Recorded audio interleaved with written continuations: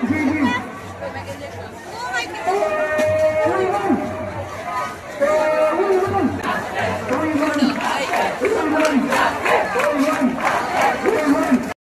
এই যে সড়ক অবরোধ, এখানে আপনারা সড়ক অবরোধের ডাক দিয়েছেন কি কারণে, এবং কালকে যে একটা বাচ্চা মারা গেল মাদ্রাসার ছাত্র, সেটাকে নিয়ে আপনাদের আজকের এই কয় দফা দাবি এবং কি কি দাবি আমাদেরকে বলবেন?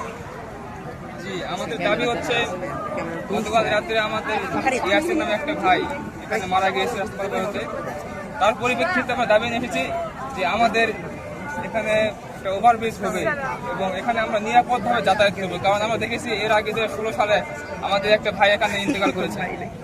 আমরা এখানে 14,000-এর অধিক শিক্ষার্থী পড়াশোনা করি, আমরা যাতায়াত করি অনেকেই।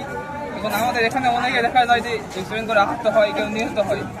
আমরা এতগুলো ছাত্র যাতায়াত করি হিসাবে এখানে একটা ওভারব্রিজ আমাদের দরকারি, কারণ আপনারা দেখবেন যে আজকে একটা ভাই গেছে, কালকে আরেকজন যেতে পারে, তারপরে আমিও যেতে পারি।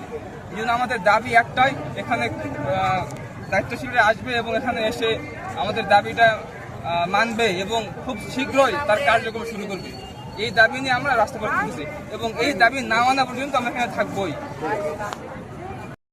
এই যে আপনারা পথচারী এবং যাত্রীরা আমরা দেখছি বাস থেকে নেমে যার যার গন্তব্যস্থলে যাচ্ছেন, এটা কি কারণে? এবং আমরা যতটুকু জানতে পেরেছি প্রতিনিয়ত তামিল মিল্লাতের স্টুডেন্টরা এখানে যখন রাস্তা পার হতে যায় তখনই কেউ না কেউ আহত নিহত হয়।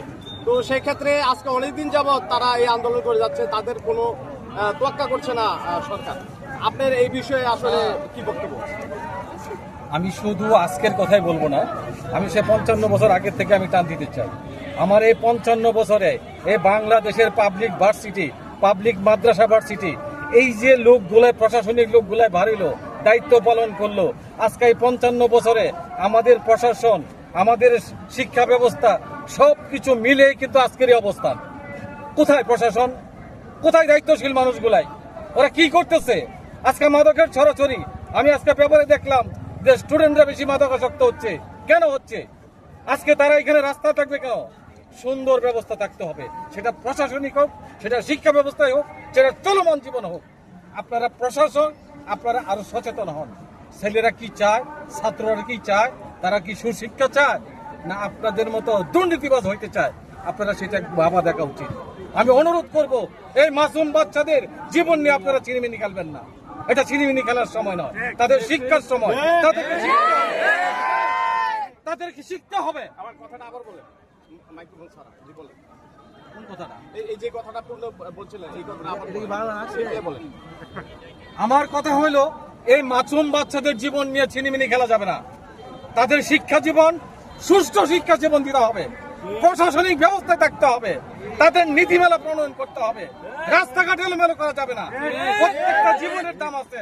আপনারা লেখাপড়া কইরা, দুর্নীতি কইরা বিদেশ চলে যাবেন, এই ছাত্ররা কি শিখবে? তাদেরকে কি শিক্ষা দিচ্ছেন? আমার মনে হয় আপনাদের সচেতন হওয়ার সময় আসছে। শুধু আন্দোলন দিয়ে না হয়, বিবেক দিয়ে আপনাদের ভাবতে হবে। বিবেকের শরীরে পচন ধরলেই মানুষ অন্যায়ের যুক্তিকতা খুঁজে। আপনারা সেই যুক্তিকতায় আছেন। এটা দেওয়া যাবে না। শিক্ষক নীতিহীন হইলে সুশিক্ষা সোনার হরিণ। আপনারা কোথায় আছেন? সরকারের কাছে আমার অনুরোধ, রাস্তাঘাট নয়, সমস্ত জায়গায় আপনার সরকারি প্রশাসকরা তাদের দায়িত্ব কি আপনারা সুষম বন্টনের মাধ্যমে এই দেশের মানুষের, জনগণের নিরাপত্তা দিতে হবে। মাননীয় তারেক রহমান প্রধানমন্ত্রী বাংলাদেশ, আপনাকে আবার অনুরোধ করছি, আপনি সুশিক্ষা এবং সুপ্রশাসনের এবং সুবিচার ব্যবস্থা ফিরে আনেন, যাতে এই দেশের মানুষ বিচার ব্যবস্থা জটিলতা না থাকে। আমি আর কিছু বলতে চাই না। আসসালামু আলাইকুম। ওয়ালাইকুম সালাম।